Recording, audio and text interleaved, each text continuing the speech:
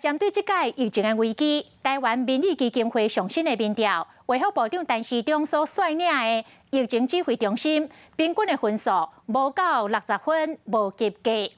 这个6都防疫的民调，第一名是这个新北市长侯友宜，第2名台北市长郭文哲，第3名是高雄市长陈其迈，第4名到第6名是罗秀燕、郑文灿甲黄伟哲。 新冠病毒拖归台湾，这个月确诊的人数大变多。上新的民调出来，根据台湾民意基金会上新的民调，在20岁以上的台湾人的眼内，6都市长防疫表现上赞的。第一名是新北市长侯友宜，有36.3%的民众认为侯友宜防疫表现上好。再来是台北市长郭文哲27.5%，高雄市长陈其迈26.9%排第3，台中市长罗秀燕16.1%，接落来是桃市长郑文灿9.6%，和台南市长黄伟哲7.2%。地方看到的问题，希望中央、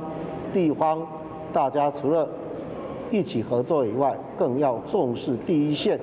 防疫的问题，快速的解决。在野党的县市首长是比较有空间去表现，做好大家拍拍手，做不好他可以说是指挥中心不配合，所以他们的空间是大一点。但是满意度高，我觉得都是好事情。蔡政府对 Omicron 这类敢有做好准备？相信有做好准备的人占37.4%，无咧信岛的人较济，有49.2%的民众无相信蔡政府对疫情有做好准备。中央防疫指挥中心应该立即改组，蔡英文总统应该要从幕后走向幕前，应该要亲自的来领导整个与病毒共存的防疫作战。面对这摆疫情危机，卫生部长陈时中领军的中央流行疫情指挥中心的表现，平均成绩无及格，59分。看起来大部分的台湾人拢希望中央爱搁较加油咧。有事没事赶紧转开华视，还没有订阅华视的 YouTube 频道吗？赶紧按赞、订阅、开启小铃铛，我们华视 YouTube 见。